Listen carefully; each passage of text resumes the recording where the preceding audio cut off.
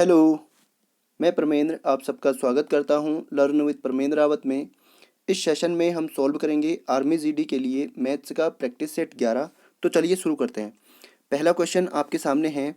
एक आयताकार खेत की लंबाई व चौड़ाई क्रमशः 80 मीटर व 60 मीटर हो तथा उसके अंदर किनारों से 3 मीटर चौड़ा रास्ता बनाया गया हो तो रास्ते का क्षेत्रफल क्या होगा। एक आयत है, आयताकार खेत है और उसकी ये आयताकार एक खेत है, ठीक है।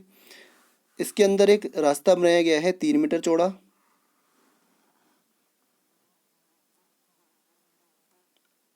इसके अंदर 3 मीटर चौड़ा रास्ता बनाया गया है तो रास्ते की चौड़ाई कितनी है।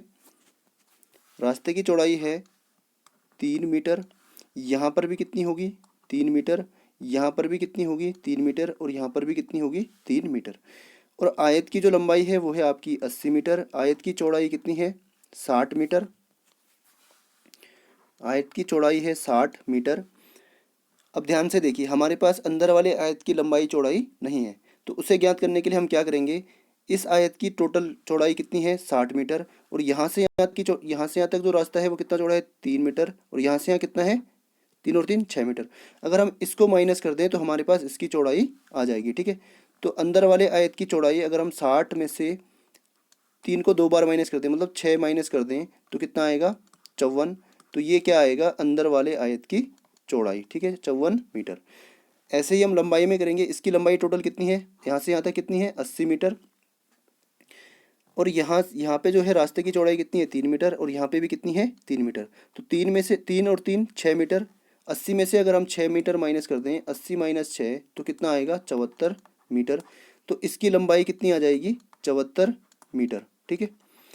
अब आप ध्यान से देखिए, अगर हम बाहर वाले आयत के क्षेत्रफल में से अंदर वाले आयत का क्षेत्रफल माइनस कर दें, इस वाले आयत के क्षेत्रफल में से इस वाले आयत का क्षेत्रफल माइनस कर दें, इसको माइनस कर दें इस वाले भाग को, ठीक है। तो हमारे पास क्या बचेगा, हमारे पास जो है रास्ते का क्षेत्रफल बचेगा, ठीक है। तो हम सबसे पहले निकालते हैं बाहर वाले आयत का क्षेत्रफल। बाहर वाले आयत का क्षेत्रफल, आयत का क्षेत्रफल बराबर क्या होगा भाई। आयत की लंबाई कितनी है 80, चौड़ाई कितनी है 60, तो बराबर कितना होगा 8 छक्का 48, 4800 मीटर स्क्वायर।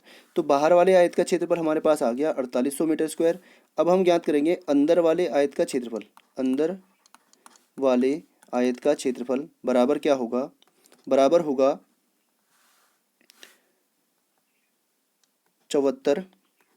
इसकी लंबाई कितनी है अंदर वाले आयत की 74 मीटर। 74 मीटर गुणा और इसकी चौड़ाई कितनी है 54 मीटर। 54 मीटर बराबर कितना होगा, इन दोनों को गुणा करेंगे 4 चौको 16, 4 सत्ता 28, 4 पंजे 20, 48 और 1 49, 5 सत्ता 35, 35 और 4 39। तो इतना मीटर स्क्वायर जो है इसका एरिया आएगा, ठीक है। तो अगर हम बाहर वाले में से अंदर वाले का एरिया माइनस करते हैं तो हमारे पास क्या आएगा रास्ते का क्षेत्रफल।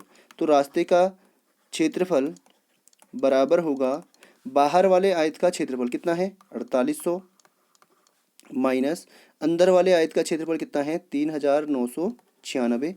तो बराबर कितना होगा, जीरो में से 10 में से 6 गया 4, यहाँ पे बचा 9, 9 में से 9 गया 0, यहाँ बचा 7, 17 में से 9 गया 17 में से 9 गया 8, यहाँ बचा 3, 3 में से 3 गया 0। तो इतना मीटर स्क्वायर क्या आएगा रास्ते का क्षेत्रफल आएगा। ये तो था बेसिक तरीका। अब इसके लिए आपको मैं एक फॉर्मूला बताता हूँ। अगर आपको कभी भी ऐसा आयत दिया हो या अंदर अंदर वाले भाग का क्षेत्रफल आपको पूछा हो तो आपको क्या क्या करना है। जैसे ये आयत है, ठीक है, ये आयत है और इसके अंदर भी कोई आयत है। आपको पूछा है अंदर वाले रास्ते का क्षेत्रफल, इसका क्षेत्रफल पूछा, ये जो अंदर है, ठीक है, इसका आपको क्षेत्रफल पूछा है। तो रास्ते का क्षेत्रफल इसके में क्या होगा, रास्ते का क्षेत्रफल बराबर होगा 2x L plus B minus 2x।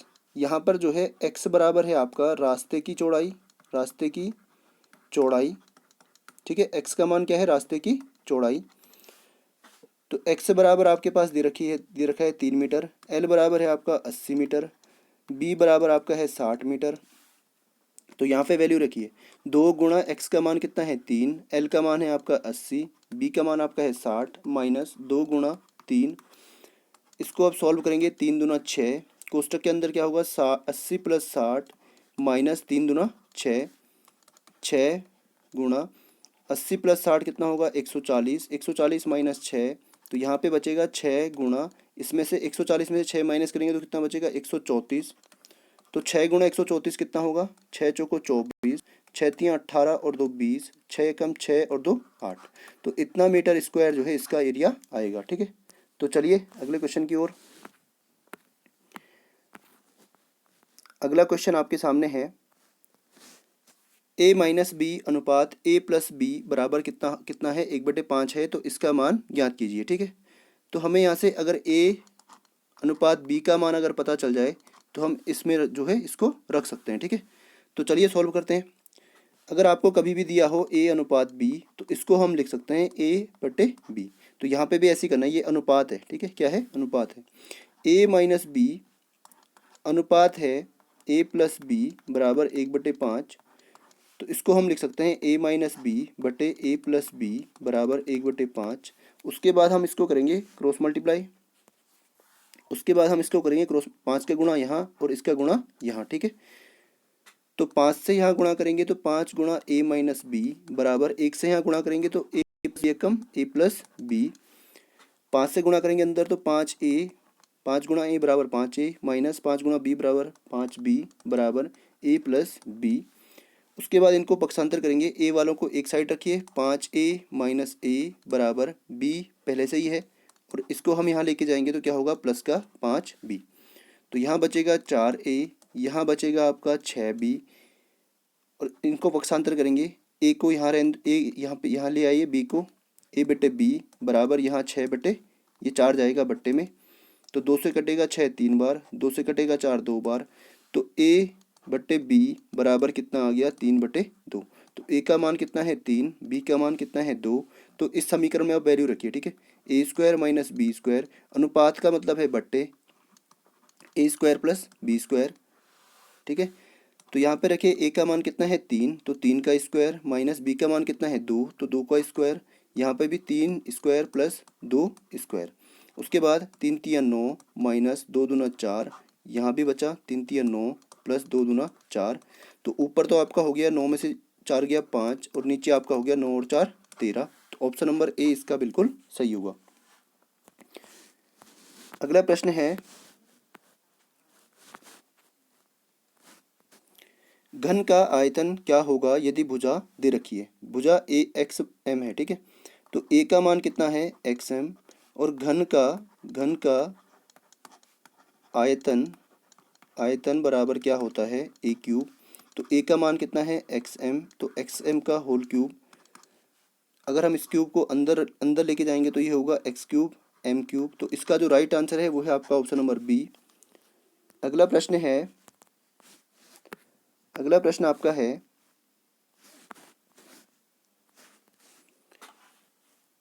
6/11, इसको जो है सॉल्व करना है। ठीक है, तो आपको क्या करना है, इसको आप ऑप्शन से भी कर सकते हैं। ठीक है, आपको केवल इनका एलसीएम देखना है, इनका एलसीएम कितना आएगा। तो इनका एलसीएम आएगा 77, जो कि केवल सी वाले ऑप्शन में है। ठीक है, तो चलिए इसको सॉल्व करते हैं। जिनके हर में 11 है उनको एक साइड रखिए, और जिनके हर में 7 है उनको एक साइड रखिए। ठीक है, तो 6/11 plus 9/11 plus minus 2/7 plus 3/7 plus 5/7। अब जिनका हर समान होता है उनका एलसीएम भी क्या होता है, वो हर ही होता है। ठीक है, और उसके ऊपर जो अंक होते हैं उनको सेम ऐसे ही लिख देते हैं, 9 प्लस 6 प्लस 9, यहाँ पे प्लस, इनका हर क्या है 7, तो यहाँ पे आएगा -2, यहाँ बचे, यहाँ है 3, यहाँ है 5, तो इसको आगे सोल्व करेंगे तो यहाँ पे आएगा 15/11, यहाँ पे आएगा 5 और 3 3 और 5 8, 8 में से 2 गया, कितना बचा 6, 6/7। अब इनका एलसीएम आएगा कितना 77, आप एलसीएम निकाल सकते हैं। ठीक है, मैंने आपको सिखाया है कई बार। तो 11 7 77, 11 से कटेगा 77 7 बार, तो यहाँ गुणा होगा 7 से, 15 7 105, 7 से 77 कटेगा 11 बार, तो 11 छक यहाँ होगा 11 से गुणा, 11 छक्का 66, तो कितना आएगा 6 और 5 11 को 1, 6 और 1 7, 1, 171/77। तो इसका जो आंसर है वो है आपका ऑप्शन नंबर सी। अगला प्रश्न है, इसका वर्गमूल निकालना है, ठीक है। तो वर्गमूल निकालने की एक भाग विधि भी होती है, उससे भी आप वर्गमूल निकाल सकते हैं, और गुणनखंड विधि से तो आप निकाल ही सकते हैं, ठीक है। तो मैं इसमें बताऊंगा आपको भाग विधि। 18,225, राइट साइड से यहाँ से इसके जोड़े बनाएंगे दो के, ठीक है, दो संख्याओं के, दो यहाँ पे, दो यहाँ बच गया एक। अब आपको ऐसी संख्या सोचनी है जिससे जो है या तो एक पूरी पूरी तरह से या तो एक आए, उसका स्क्वायर करके या तो एक आए, या फिर एक से छोटी संख्या आए। तो ऐसी संख्या केवल एक ही है, तो एक एकम एक, ठीक है। अब जो एक यहाँ पे गुणा किया है वो यहाँ पे ऐड भी होगा, ठीक है। एक और एक दो, अब एक में से एक गया जीरो। भाग में हम क्या करते हैं, एक संख्या उतारते हैं, लेकिन यहाँ पे हम जोड़ा उतारेंगे, ठीक है, 82। उसके बाद ऐसी संख्या सोचनी है, यहाँ पे ऐसी संख्या सोचनी है जिसको यहाँ पे रखने पर यहाँ पे भी वही संख्या रखेंगे। अगर एक यहाँ पे सोचा है तो एक यहाँ पे भी रखेंगे, ठीक है। अगर दो सोचा है तो दो यहाँ पे भी रखेंगे। तो उन इस संख्या से इसको गुणा करके कितना आए, 82 से छोटा आए, तो वो संख्या होगी आपकी। अगर हम यहाँ पे मान लो 4 सोचते हैं तो यहाँ पे भी 4 सोचेंगे। 4 चौको 16, 4 दूनी 8 और 1 9, तो ये 96 तो क्या हो रहा है, ज़्यादा आ रहा है, ठीक है। तो अब हम सोचते हैं 3, यहाँ पे सोचते हैं हम 3, 3 यहाँ पे भी 3, तो 3 तिया 9, 3 दूना 6, तो यहाँ बचेगा आपका 3, यहाँ बचेगा आपका 1, उतर के क्या आएगा, पूरा जोड़ा 25। अब जो ये 3 यहाँ पे गुणा किया था, यहाँ पे क्या होगा, इसमें ऐड भी होगा। 23 और 3 कितना हो गया, 26। अब यहाँ पे भी ऐसी संख्या सोचनी है जिससे या तो आंसर इतना आ जाए या फिर इससे छोटा आए। तो यहाँ पे केवल 5 ही आ सकता है, ठीक है, 5, यहाँ पे भी 5, 5 पंजे 25, 5 छक्का 30 और 2 32, 5 दूना 10 और 3 13। तो इसका जो वर्गमूल आया वो कितना आया, 135, ऑप्शन नंबर डी। अगला प्रश्न है, इसका घनमूल निकालना है, ठीक है। तो घनमूल निकालने का तरीका केवल गुणनखंड है। तो चलिए देखते हैं कैसे निकालते हैं। तो सबसे पहले हम इसके गुणनखंड करेंगे 40 96 के, ठीक है, 40 96। सबसे पहले 2 का भाग जाएगा, 2 दूना 4, 2 शून्य को शून्य, 2 चौको 8, यहाँ बचा 1 और 6 मतलब 16, 2 8 16। फिर 2 से 2 एकम 2, 2 शून्य को शून्य, 2 दूना 4, 2 चौको 8, फिर 2 से 2 पंजे 10, 2 एकम 2, 2 दूना 4, फिर 2 से 2 दूना 4, यहाँ बचा 1 1, 2 पंजे 10, यहाँ भी 1 2 12, 2 छक्का 12। उसके बाद 2 से 2 एकम 2, फिर 2 दूना 4, यहाँ बचा 1 और 6 8, 2 8 16, फिर 2 छक्का 12, 2 चौको 8, फिर 2 से 3 बार, 2 से 2 बार, फिर 2 एकम 2, 2 छक्का 12, फिर 2 से कटेगा 8 बार, फिर 2 से कटेगा कितनी बार कटा है, 2 चौको 8, फिर 2 से कटेगा 2 बार, फिर 2 से कटेगा 1 बार। तो इसके जो गुणनखंड है वो इतने आ गए, ठीक है। तो यहाँ पे हम लिख लेंगे इसके गुणनखंड। तो हमें इसका रूट निकालना है, तो क्या आएगा, इसको हम लिखेंगे क्यूब रूट 40 96 बराबर क्या होगा, इसके गुणनखंड क्या है, कितनी बार है, 2 1 2 3 4 5 6 7 8 9 10 11 12। तो इसको 12 बार लिख लेंगे। 2 गुणा 2 गुणा 2 गुणा 2 गुणा 2 गुणा 2 गुणा 2 गुणा 2 गुणा 2 गुणा 2, कितनी बार हो गया, 3 और 3 6 और 3 9, गुणा 2 गुणा 2 9 और 3 12। तो अब क्या करेंगे, ये भी क्या होगा, क्यूब रूट में आएगा, ये भी क्या आएगा, क्यूब रूट में आएगा, ठीक है, ऐसे बराबर के उधर। तो अब क्या करेंगे, यहाँ पे 3 2 को जो है 3 बार उसको एक साथ ले लेंगे, इसके जोड़े बनाएंगे 3 3 के, ठीक है। यहाँ पे 3 2 हैं, तो 3 में से एक को बाहर लेंगे, एक यहाँ पे भी 3 में से एक को बाहर लेंगे, फिर यहाँ से भी लेंगे, फिर उसके बाद लास्ट वाले से भी लेंगे, ठीक है, 2। तो ये इसका क्या होगा, 2 दूनी 4 दूनी 8 दूनी 16, इसका क्या होगा, वर्गमूल होगा, ठीक है। अगला प्रश्न आपका है, ये इजी क्वेश्चन है, तो ऐसे ही क्वेश्चन को आपको पहले एग्जाम में ढूंढ के करना है, ठीक है। ये कह रहा है, एक दुकानदार ने 20 केजी चीनी को इतने रुपए में खरीदा, खरीदा मतलब सीपी क्रय मूल्य उसका क्या है, 300 रुपये, ठीक है, और 8% लाभ पर बेचा। तो उसका विक्रय मूल्य पूछा है कि वो कितने रुपए में उसने उसको बेचा। इसका मतलब हमें क्या पूछा है, एसपी, एसपी बराबर फाइंड करना है, ठीक है। तो एसपी की वैल्यू क्या होती है, एसपी बराबर होता है CP into 100 plus minus profit and loss, profit या लॉस अपॉन 100, या तो लाभ हुआ या फिर हानि हुई, ठीक है। तो यहाँ पे वैल्यू रखिए, CP कितना है 300, गुणा यहाँ पे क्या हुआ, लाभ हुआ है तो यहाँ पे प्लस आएगा 100, प्लस कितने का लाभ हुआ 8% का, बटे 100, तो ये क्या होगा हमारा SP होगा, मतलब विक्रय मूल्य होगा, ठीक है। तो 300 गुणा 108 बटे 100, 2 जीरो से 2 जीरो कट गए, 3 से गुणा करेंगे 108 को तो कितना आएगा, 3 अठा 24 और 3 एकम 3। तो ऑप्शन नंबर ए इसका बिल्कुल सही होगा, ठीक है। अगला प्रश्न है, अगला प्रश्न आपका है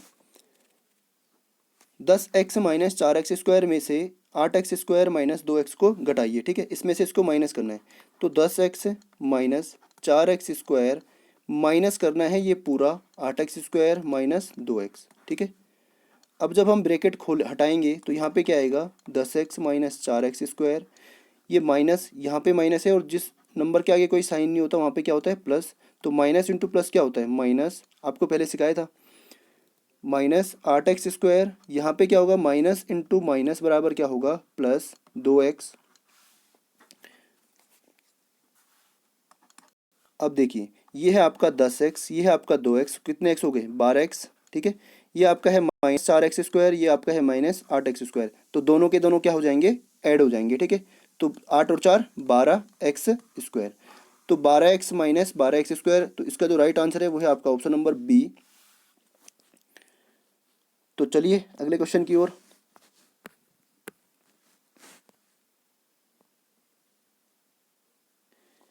अगला प्रश्न है, साधारण ब्याज 6% की दर से 2 साल के लिए 5,000 रुपये का ब्याज क्या होगा।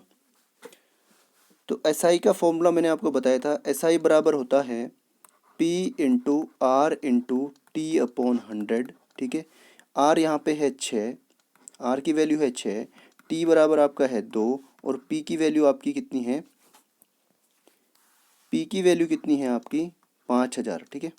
तो इसमें वैल्यू रखिए, SI बराबर क्या होगा, P है आपका 5,000 गुणा R आपका है 6% गुणा 2 साल बटे 100, तो 2 जीरो से 2 जीरो कट गए, यहाँ पे कितना होगा 50 गुणा 6 गुणा 2, तो 6 दूना 12 और 12 शून्य को शून्य, 12 पंजे 60, तो 600 इसका क्या आएगा SI आएगा, ठीक है। Option number c. अगला प्रश्न है, अगला क्वेश्चन आपके सामने है, सालाना 5% की दर से 2 साल के लिए 12,000 रुपये पर चक्रवृद्धि ब्याज क्या होगा। तो चक्रवृद्धि ब्याज क्या होता है, चक्रवृद्धि ब्याज बराबर होता है चक्रवृद्धि ब्याज बराबर होता है मिश्रधन, मिश्रधन ऋण मूलधन, ठीक है। तो अब हम इसको ऐसे पूरा पूरा नहीं लिखेंगे, इसको हम डिनोट करेंगे ए से, इसको हम करेंगे पी से, ठीक है, और इसको CI कंपाउंड इंटरेस्ट से, ठीक है। तो चलिए इस फॉर्मूले के लिए जो है हमें सबसे पहले मिश्रधन चाहिए होगा, ठीक है। तो मिश्रधन का फॉर्मूला क्या होता है, ए बराबर होता है P into 1 plus r upon 100 की पावर T, जहाँ ए क्या है मिश्रधन, P क्या है मूलधन, R क्या है दर और T क्या है समय, ठीक है। तो हमें सबकी वैल्यू दे रखी है, R बराबर दे रखा है हमें 5%, T बराबर हमें दे रखा है 2 साल और P बराबर हमें दे रखा है 12,000, ठीक है। क्या दे रखा है 12,000, तो इसमें वैल्यू रखिए, तो A बराबर होगा P कितना है 12,000 गुणा 1 प्लस R की वैल्यू कितनी है 5 बटे 100 की होल घात कितनी है, T का मान कितना है 2। अब इसको 5 से काट दिए, 5 से 100 कटेगा कितनी बार 20 बार, तो यहाँ पे हो गया 12,000 गुणा 1 प्लस 1 बटे 20 की पावर 2, तो ये आपका हो जाएगा 12,000, यहाँ पे होगा 20 एकम 20 प्लस 1 21 बटे 20 की का स्क्वायर बराबर 12,000 गुणा 21 बटे 20 गुणा 21 बटे 20, 2 जीरो से 2 जीरो कट गए और 4 2 दूना 4, 4 से कटेगा 120 30 बार, तो ऊपर बचा 30 गुणा 21, तो 21 गुणा 21, 30 गुणा 21 गुणा 21 गुणा 21। अगर आपको 21 का स्क्वायर पता होगा तो इसको हम आसानी से गुणा कर सकते हैं, ठीक है। तो 30 गुणा 21 का स्क्वायर होता है 441। तो इनको गुणा करेंगे तो जीरो को जीरो, 3 एकम 3, 3 चौको 12, 3 चौको 12 और एक 13। तो ये आ गया आपका 13,220। 13,220 क्या आया? मिश्रधन। तो फॉर्मूला क्या था? CI कंपाउंड इंटरेस्ट या चक्रवृद्धि ब्याज बराबर क्या होता है? A minus P. और A की वैल्यू कितनी है?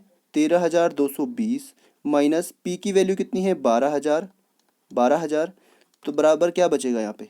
जीरो में से जीरो गया जीरो, दो में से जीरो गया दो, तीन में से जीरो गया तीन, सॉरी यहाँ पे कुछ छूट गया, 13,230 था ये, ठीक है। 13,230 था, इसको दोबारा से लिखते हैं। ये मिश्रधन हमने गलत लिख दिया, ठीक है। 13,230 यहाँ पे है और माइनस हम करेंगे 12,000। तो यहाँ बचेगा जीरो, यहाँ 3 में से जीरो गया 3, 2 में से जीरो गया 2 और 3 में से 2 गया 1। तो 1,230 जो है क्या आएगा? हमारा चक्रवृद्धि ब्याज आएगा, ठीक है। अगला प्रश्न है, ये जो 41वां क्वेश्चन है इसका फॉर्मूला मैंने आपको बताया था। अगर आपको कभी भी दिया हो ए की पावर m अपॉन ए की पावर n, तो इसको हम लिख सकते हैं ए की पावर m माइनस n। तो यहाँ पे m की वैल्यू कितनी दे रखी है? ए की घात दे रखी है 8, यहाँ पे दे रखा है ए की घात 7। तो बराबर क्या होगा? ए की घात m minus n means 8 minus 7 बराबर ए की घात 1 बराबर क्या होगा? ए ही होगा। तो इसका जो राइट आंसर है वो है आपका ऑप्शन नंबर डी। अगला प्रश्न है, यदि 182 को 3:5:4:1 के अनुपात में 4 भागों में विभाजित किया जाए तो न्यूनतम भाग क्या होगा? तो इसको हम स्टैंडर्ड फॉर्म में लिख सकते हैं 3x अनुपात 5x अनुपात 4x अनुपात x, ठीक। तो इसमें सबसे छोटा क्या है? x है। तो इन सब को जो है विभाजित करना है, 182 को इन सब में विभाजित करना है। इसका मतलब क्या है? अगर इन सबको हम ऐड कर दें 3x plus 5x plus 4x plus x, तो बराबर होगा 182 के। और कितने x हो गए? 3 और 5 8 और 4 12 और 1 13। तो 13x बराबर हो गया 182। x बराबर होगा आपका 182 बटे 13। 13 से कटेगा एक बार, 13 से कटेगा 13 चौको 52। तो x की वैल्यू कितनी आ गई? 14। तो सबसे छोटा क्या था? x था। तो x का मान ही हमें चाहिए था यहाँ पे, ठीक है। न्यूनतम भाग पूछा है तो कितना आएगा? 14। अगला है,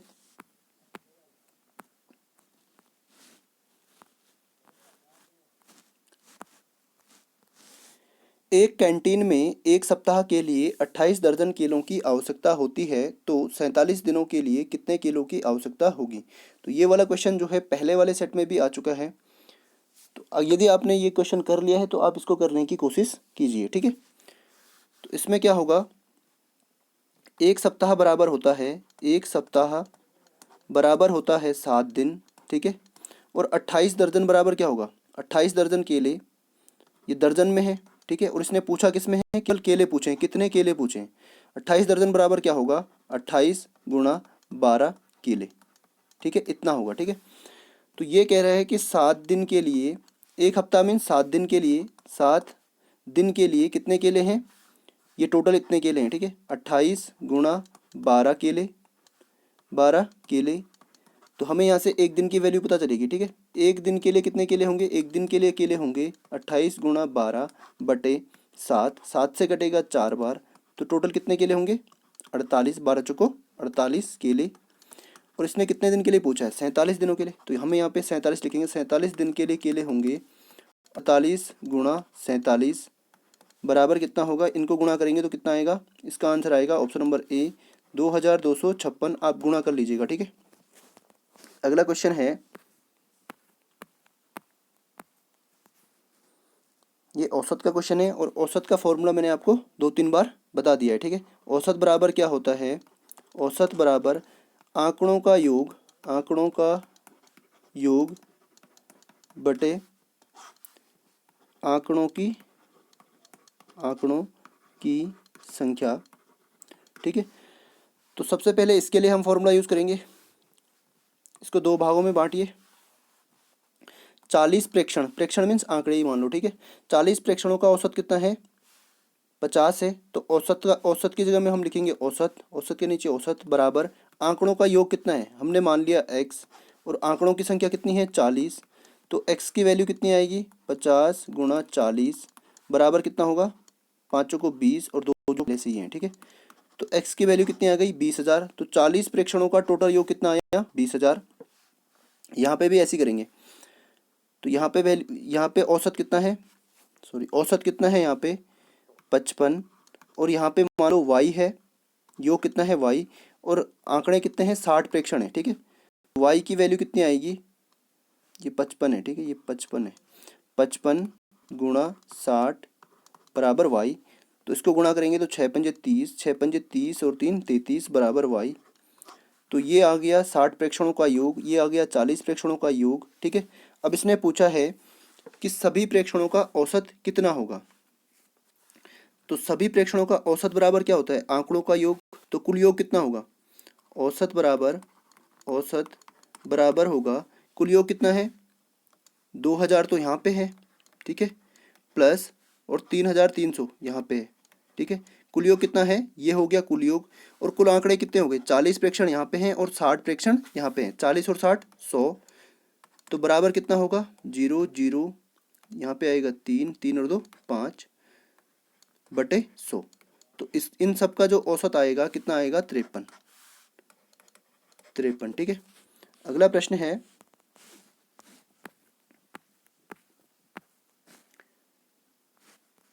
यदि किसी संख्या तथा उसके व्युत्क्रम का योग 17/4 हो तो संख्या क्या होंगी, तो ये दे रखा है आपको, ये संख्या है और ये इसका व्युत्क्रम है, उल्टा है, ठीक है, ये संख्या है ये इसका व्युत्क्रम है।